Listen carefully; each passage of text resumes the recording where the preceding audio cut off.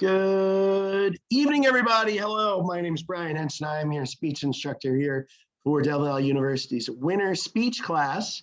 We are in week number 2. The video kind of brings you up to speed with everything.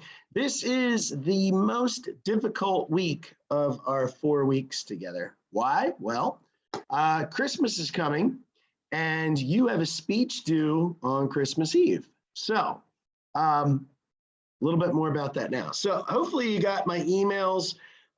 You've looked through the announcement area, okay, and I've seen what I've sent to you.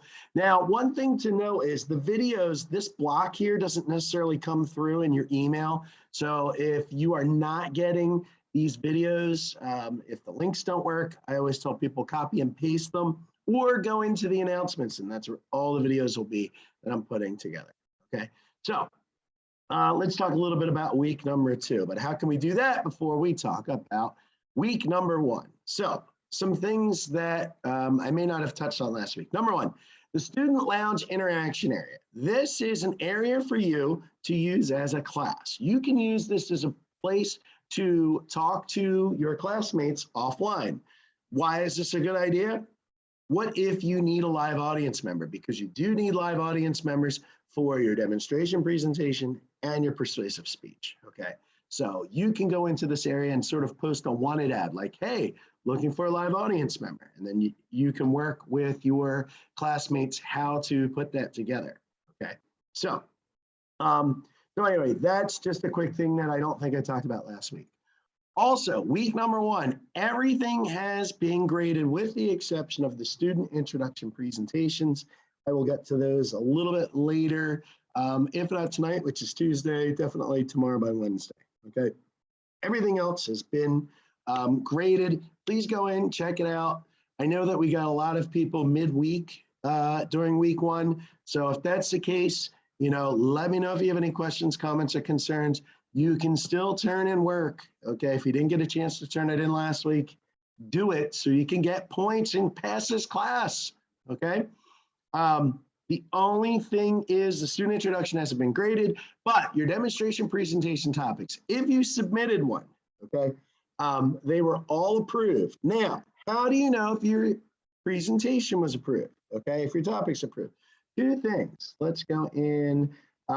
So what happens is there is, I go in, I look at everybody's thing, and then individually I will go into your grade, into the grade area. And if you got 5 points, your speech is approved, okay?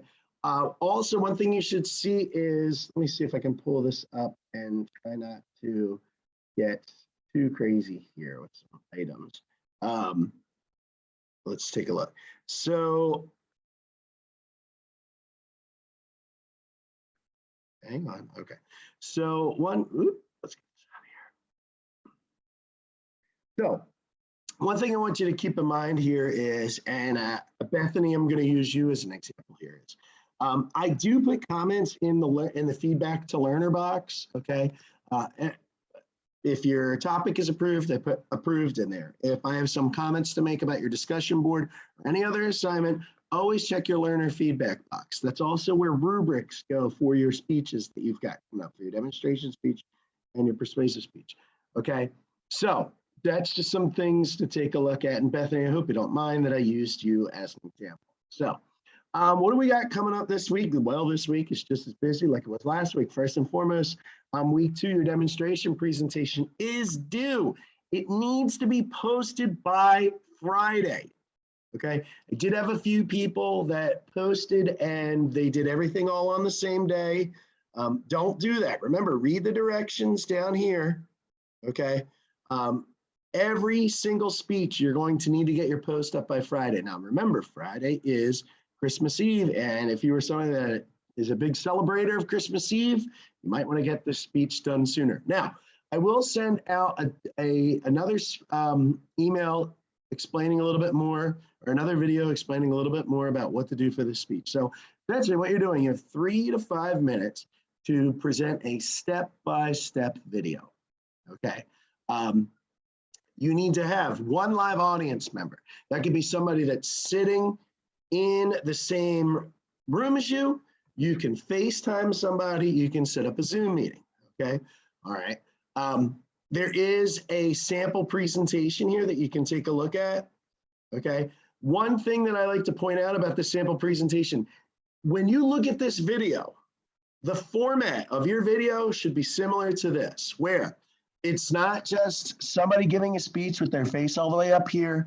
You can see, 2/3 of her body, as if it's being shot from the perspective or the point of view of an audience member, okay? So please, if you get anything out of the sample video, watch and see how she's got things set up. That's what I want to say, okay?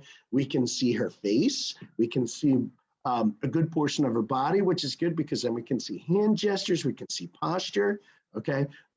She's dressed appropriately. She's not wearing pajamas, people. She's not sitting on her bed. We don't just see her head in the frame.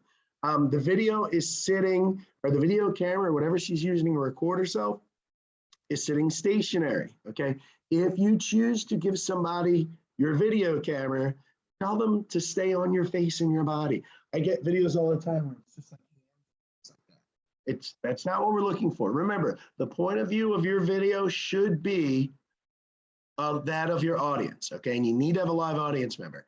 And I suspect that for your special occasion presentation, the way you shot that is the same exact way that you should probably shoot your demonstration presentation. Okay, you probably set, we could see most of your body. Anyway, I'll put more out there a little bit later on exactly what I want you to do, okay? One thing that's very important and why you need to have a live audience member for the speech, your audience member is gonna ask you 2 questions at the end of the speech. Okay, they need to ask you questions. If they don't ask you questions, you lose points. And I have students that forget to do this all the time.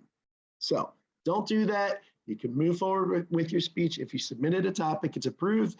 If you didn't, submit one now. Send me an email, say, Brian, I submitted a topic. I'll be more than happy to check it out.